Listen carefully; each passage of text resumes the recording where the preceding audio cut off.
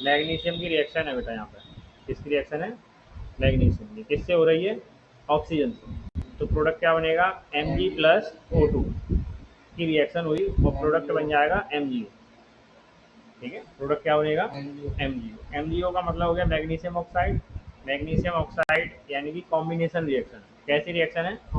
Combination reaction. अब combination reaction को हम किस तरह से परफॉर्म करेंगे? यहाँ पर हमने देखा कि कॉम्बिनेशन रिएक्शन की इंपॉर्टेंट चीज़ें क्या होती हैं। बस पेपर में आपको एनसीईआरटी के बाहर कुछ नहीं मिलेगा, एनसीईआरटी से सब कुछ मिलेगा। तो उसमें बोला गया है कि जब मैग्नीशियम रिबिन को हम बर्न करेंगे, dazzling white flame change into the white powder, वो किस में चेंज हो जाएगी? White powder. This powder is magnesium oxide. ठीक है, और इसका कलर कैसा होगा? व्हाइट। व्हाइट ही लिखा है ना, इसका कलर कैसा होगा? White. It is form due to the reaction between the magnesium and the oxygen in the presence of air. यानी कि एयर में जो ऑक्सीजन थी उसकी प्रेजेंस से ये रिएक्शन हो गई। ठीक है, तो this is the example of combination reaction. Combination reaction का एग्जांपल है। ठीक है, किसका एग्जांपल है? Combination reaction. अब यहाँ पर एक एक्टिविटी, दो एक्टिविटी दे रखी है तुम्हारी, एक्टिविटी 1.2 और एक्टिविटी 1.3। तो 1.2 में क्या दे रखा है कि इसमें पोटेशियम आयोडाइड की रिएक्शन करवानी है। यानी कि एक लेड नाइट्रेट का हमने लिया। ठीक है, लेड नाइट्रेट का सॉल्यूशन लिया टेस्ट ट्यूब में और उसमें पोटेशियम आयोडाइड डाल दिया। What do you observe? आप क्या ऑब्जर्व करते हैं? ठीक है, अभी इसको बताएंगे। इसके बाद इसमें क्या लिखा है कि जिंक ग्रेनुअल्स हैं, जिंक के छोटे छोटे टुकड़े हैं जिनको एक कॉनिकल फ्लास्क में डाला गया है और टेस्ट ट्यूब कुछ भी कह सकते हो तुम, जिसमें डाइल्यूट हाइड्रोक्लोरिक एसिड डाल दिया गया है या सल्फ्यूरिक एसिड डाल दिया है। अब handle this acid with care, यानी कि उन्होंने कॉजन दे रखा है कि इसको आसानी से मतलब पकड़ें, ज़्यादा मतलब फ्रीली ना पकड़ें, मतलब कॉजन के साथ पकड़ें, मतलब इसमें कुछ चेंज, मतलब ये हमारी बॉडी के लिए हार्मफुल हो सकता है। Do you observe anything happening around the zinc? क्या तुम जिंक के चारों ओर जो कुछ भी होगा उसको देखोगे? या touch the conical flask with the test और test tube, is there any change in the temperature? ठीक है, देखो बेटा, अब इसमें किसकी रिएक्शन हो रही है? बेटा जिंक की हो रही है। इसको हम बताएं यहाँ पे, जिंक की रिएक्शन हो रही है। जिंक मतलब Zn की रिएक्शन हो रही है किसके साथ? H2SO4 कह सकते हो, HCl कह सकते हो, कुछ भी कह सकते हो। तो H2SO4 कह लो, सल्फ्यूरिक एसिड। ओके, ये एसिड है और ये मेटल है। ये थर्ड चैप्टर में, सेकंड चैप्टर में आपको पढ़ने को मिल जाएगा कि मेटल की रिएक्शन जब एसिड से होती है तो कौन सी गैस बनती है? Hydrogen gas. Very good. तो प्रोडक्ट क्या बनेगा? ZnSO4 plus H2। ठीक है, ZnSO4 प्लस H2। तो वो कह रहा है कि टेम्परेचर इंक्रीज हुआ कि नहीं हुआ। अब सबसे पहले ये कौन से टाइप की रिएक्शन बन गई? ये बेटा डिस्प्लेसमेंट की रिएक्शन बनी। किसकी बनी है? डिस्प्लेसमेंट रिएक्शन बनी। ठीक है, तो टेम्परेचर भी इसका चेंज हो जाएगा। टेम्परेचर भी कैसा होगा? चेंज हो जाएगा। लेड नाइट्रेट और पोटेशियम आयोडाइड की रिएक्शन भी बस पूछी थी उसने एक्टिविटी 1.2 में, तो इसको भी समझ लो एक बार। लेड नाइट्रेट जैसा जैसा लिखा है उसको वैसे वैसे लिखो। लेड का सिंबल क्या होता है? पीवी। लेड का सिंबल क्या होता है? पीवी। और नाइट्रेट के लिए लगाते हैं NO3 का उल्टवाइज। अब वो रिएक्शन किससे करा रहा है? Potassium iodide. तो पोटेशियम का हो गया K और आयोडाइड का हो गया I। रिएक्शन क्या बनेगी यहाँ पर? PbI2 ना, PbI2। ठीक है, और क्या बनेगी? KNO3।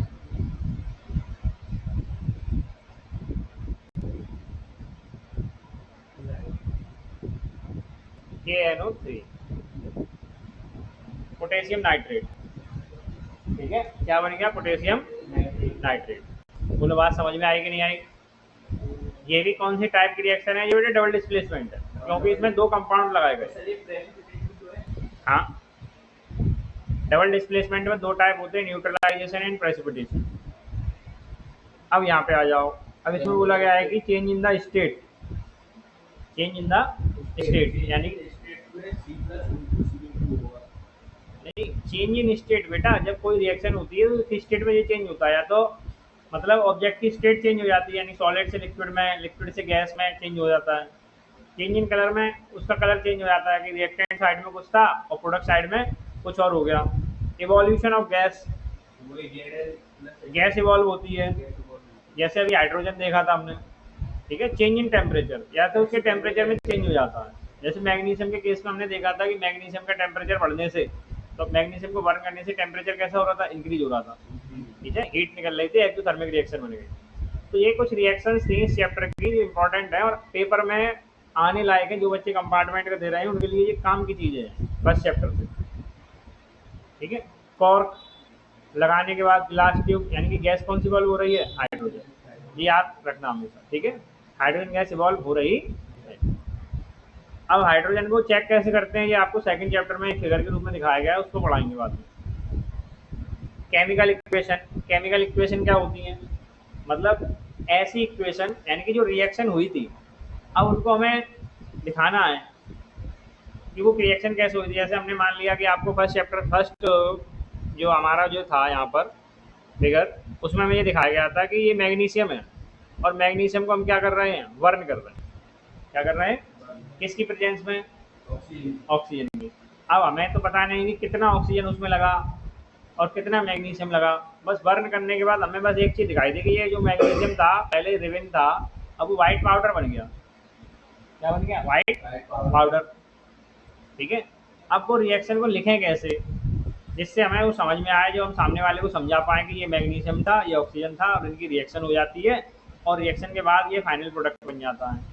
तो उसे कहते हैं इक्वेशन, यानी कि उस मतलब एलिमेंट को सिंबल की फॉर्म में लिखा जाएगा, और सिंबल की फॉर्म में लिखने के बाद, ठीक है, उसको सिंबल की फॉर्म में लिखने के बाद हम क्या करते हैं, उसको रिप्रेजेंट करते हैं, ठीक है, इक्वेशन की फॉर्म में।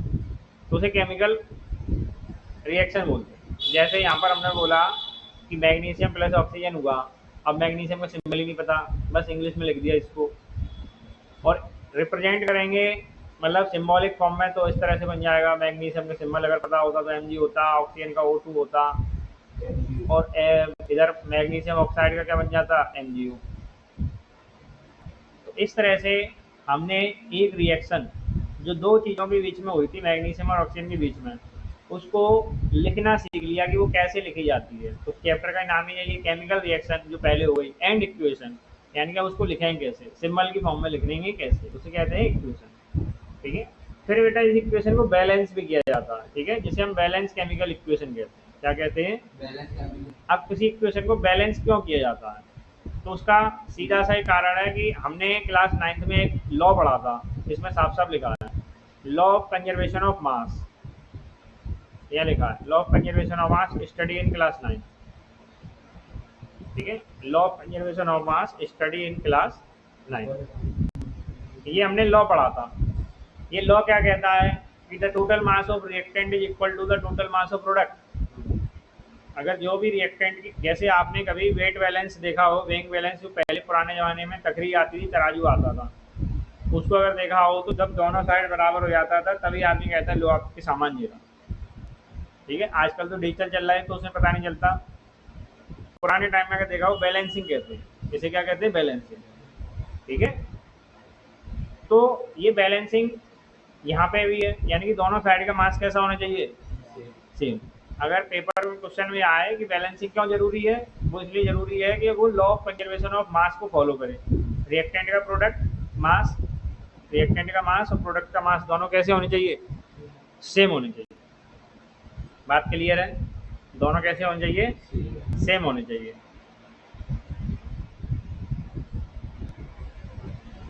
इसे हम बैलेंसिंग कहते हैं। क्या कहते हैं, बैलेंसिंग। इसके बाद ये कुछ क्वेश्चन दे रखे हैं एनसीईआरटी के, जैसे इसमें लिखा है कि हम सबसे पहले मैग्नीशियम रेन को बर्न करते हैं, तो उसको क्लीन क्यों किया जाता है, क्योंकि उसको जलाने से पहले उसके ऊपर ऑक्साइड की लेयर बनी होती है, और उसको रिमूव करेंगे तभी वो अच्छे से सही से जल पाएगा।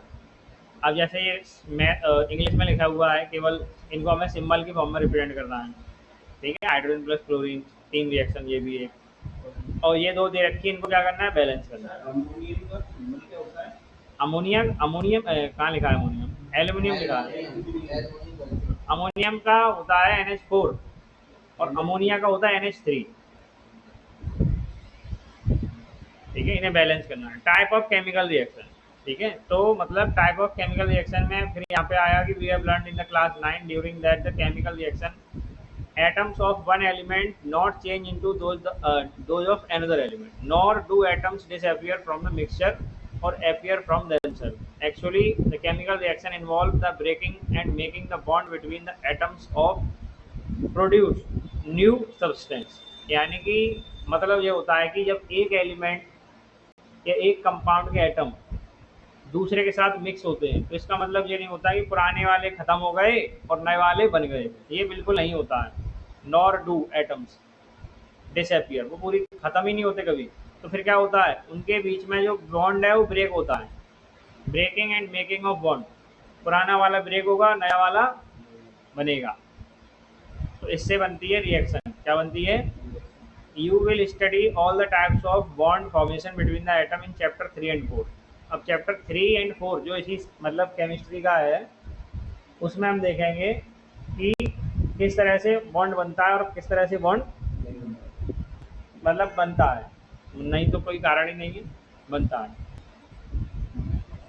तो यहाँ पर एक सिंपल सी रिएक्शन है बेटा, हमारे पास कैल्शियम ऑक्साइड है और उसको किस में डाल दिया गया है? वाटर में। और वाटर में डालने के बाद हमने उसको अच्छे से मिक्स कर दिया। मिक्स करने के बाद ये हाथ से उसको टच करके देख रहे हैं बीकर को कि बीकर कैसा हो रहा है। अच्छा, हम उसको टच करके देख रहे हैं तो उसका सिंपल ही मतलब है कि वो गर्म ही होगा। ठंडा होता तो हम क्यों देखते? बात समझ में आई? तो कहने का मतलब है कि कैल्शियम ऑक्साइड की रिएक्शन जब वाटर से होगी तो वो गर्म ही हो जाएगा। ठीक है, तो ये चेंजिंग टेम्परेचर का एग्जाम्पल।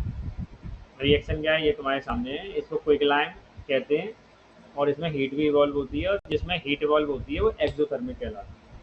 क्या कहलाती है? एक्सोथर्मिक। इंपॉर्टेंट रिएक्शन है एक्सोथर्मिक, यानी कि कॉम्बिनेशन रिएक्शन के हिसाब से, ये याद रखना। अब फिर क्या होता है कि जो स्लैग लाइन बना था उसको कार्बन डाइऑक्साइड से रिएक्शन कराएंगे तो कार्बोनेट बनाता है। क्या बनाता है? कार्बोनेट। कुछ अदर रिएक्शन है जो इम्पोर्टेंट है यहाँ पर, जो एक्सोथर्मिक में आएंगी। Burning of natural gas, respiration, ठीक है, एक्सोथर्मिक रिएक्शन है। और इसके बाद ये फोटोसिंथेसिस की दे रखी है, सॉरी रेस्पायरेशन की दे रखी है। और ये डिकम्पोजिशन ऑफ वेजिटेबल मैटर, यानी कि घरों में जो हम वेजिटेबल सब्जियों का जो वेस्ट मटेरियल बच जाता है, अगर वो उसको जमा कर लें और फिर वो डिकम्पोज हो जाए तो वो भी एक गैस को इवॉल्व करेगा। ठीक है, वो भी हीट को प्रोड्यूस करता है।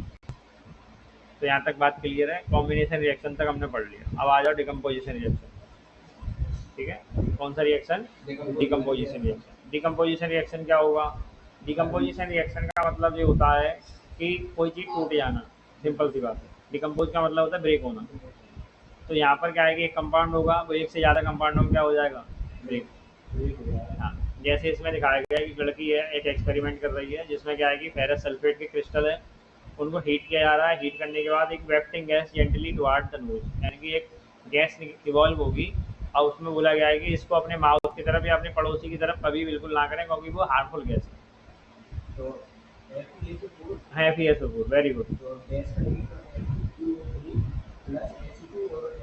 वेरी गुड, ये रिएक्शन बन जाएगी। ठीक है, और FeSO4 का कलर कितना होता है? क्रिस्टल फॉर्म में ग्रीन होता है। एक्चुअल में ये क्रिस्टलाइज फॉर्म में इस तरह से लिखा होता है, और ये वाटर ऑफ क्रिस्टलाइजेशन का एग्जाम्पल। ठीक है, ये किसका एग्जाम्पल है? वाटर ऑफ क्रिस्टलाइजेशन का एग्जाम्पल होता है। हीट करने से इतने कंपाउंड में क्या हो गया? ब्रेक। और इसका कलर कैसे बताया था बेटा हमने? ग्रीन। याद रखना, पेल ग्रीन होता है। दूसरा है कैल्शियम कार्बोनेट। ब्रेक होगा तो calcium oxide plus carbon dioxide में ब्रेक हो जाएगा। फिर लेड नाइट्रेट वाला क्वेश्चन आया। लेड नाइट्रेट को हीट करने से क्या मिलेगा? तो भाई लेड नाइट्रेट को हीट करने से हमें ये गैस मिल जाएगी NO2। जबकि देखो इस रिएक्शन की खासियत है कि ये बैलेंस करने को आती है। ठीक है, और बैलेंस करने को आती है तो बस याद रखना कि नाइट्रोजन के आगे कितना लगेगा? 4। तो जब नाइट्रोजन के आगे तुम 4 लगा दोगे तो धीमे धीमे तुम्हारा सारा बैलेंस होना शुरू हो जाएगा। बाकी सबके आगे 2 है और नाइट्रोजन के आगे 4 है, ऑक्सीजन को छोड़ के। ऑक्सीजन में कुछ नहीं है। तो ये एक थर्मल डिकम्पोजिशन था, और ये हमने तुम्हें कई बार एग्जाम में तुम्हें बताया है कि ये वाटर का इलेक्ट्रोलिसिस हो रहा है। इसमें एक में गैस कम होगी और एक में गैस ज़्यादा होगी। जो ज़्यादा होगी वो हाइड्रोजन होगा और जो कम होगी वो ऑक्सीजन होगा। क्योंकि वाटर में मॉलिक्यूल को अगर हम देखें तो हाइड्रोजन के 2 होते हैं और ऑक्सीजन का 1 होता है, इसलिए हाइड्रोजन गैस ज़्यादा है और ऑक्सीजन कम है। अब हाइड्रोजन गैस कहाँ मिलती है, कहाँ मिलती है का मतलब है कि कौन से पॉजिटिव पे नेगेटिव पे। एनोड मतलब पॉजिटिव होता है और कैथोड मतलब नेगेटिव होता है। तो हाइड्रोजन पॉजिटिव होती है इसलिए नेगेटिव पे मिलती है, और ऑक्सीजन नेगेटिव होती है तो इसलिए पॉजिटिव पे मिलती है।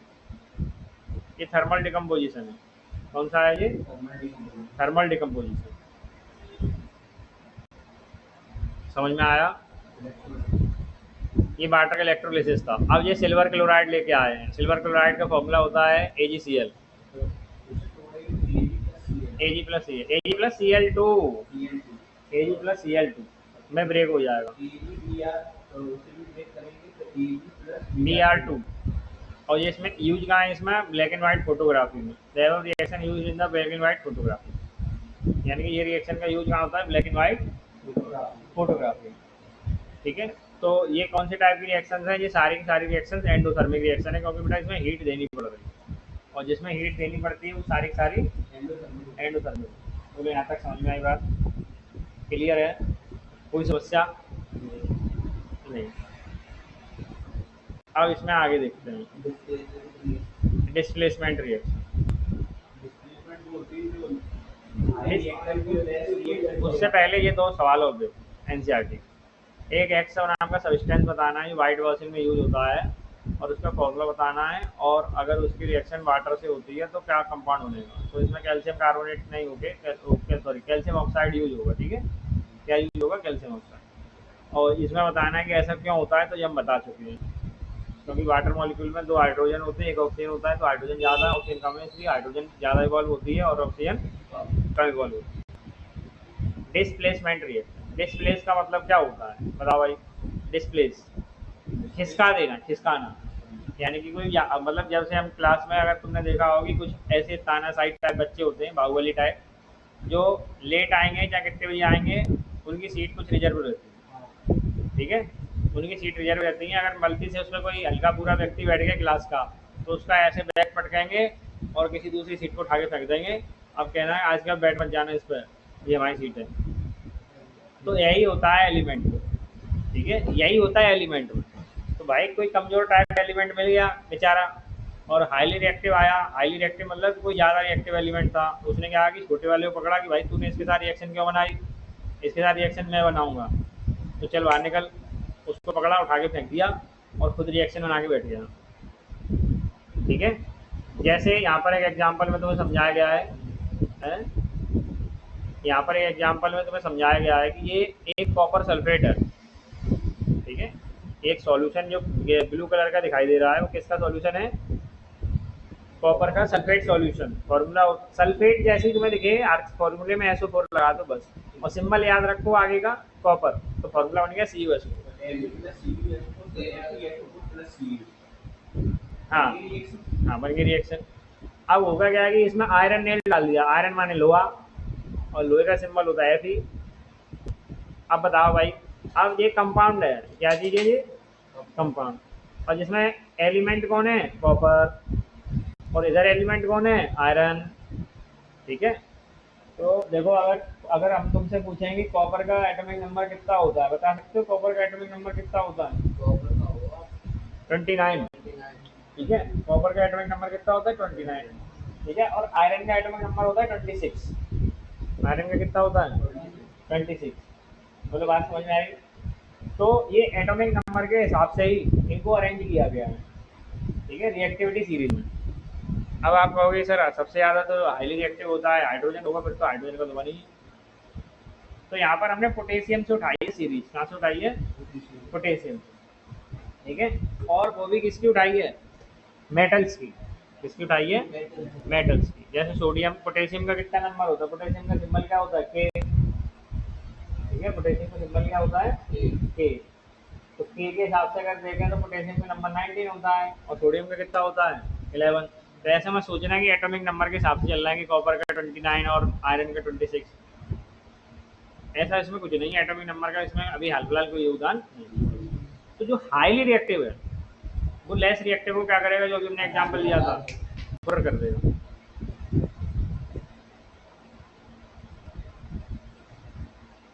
बात समझ में आई। और वो हटाने के बाद क्या करेगा कि रिएक्शन में अभी जो ब्लू कलर दिखाई दे रहा है वो ब्लू नहीं दिखाई देगा फिर। ठीक है, वो ब्लू कलर नहीं दिखाई देगा, वो कुछ इस तरह से हो जाएगा। ये फिगर तुम्हें सामने दिखाई दे रहा है, जो ब्लू था ये पहले, अब वो कैसा हो जाएगा, पेल ग्रीन, ग्रीन जैसा दिखाई देगा। ठीक है, और जहाँ पहले आयरन नेल एकदम ग्रे कलर का हुआ करता था, वो आयरन नेल हो गया ब्राउन कलर का।